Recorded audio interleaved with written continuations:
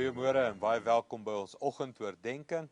Nou ek gaan vandag 'n skrif lees hier in Spreuke 18 wat handel oor die groot krag van jou woorde en die tipe lewe wat wyse woorde of dwaase woorde vir jou kan gee. So luister gerus net na hierdie skrifte. Spreuke 18 vers 6 sê: 'n dwaase mens praat hom al ewig in 'n risie in.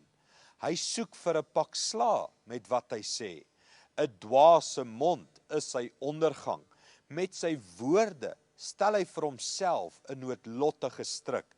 En dan ook vers 20 en 21, hy sê, deur die regte woorde te gebruik, kan 'n mens sy honger stil. Hy kan genoeg kry om te eet met wat hy sê. Die tong het mag oor dood en lewe. Hulle wat lief is om te praat, moet saamleef met die gevolge van hulle woorde.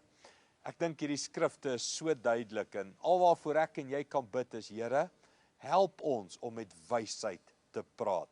En het jy al dit begeer om meer wyse woorde te gebruik, sodat jy 'n meer geseënde lewe kan hê en die lewe kan geniet as gevolg van wyse woorde?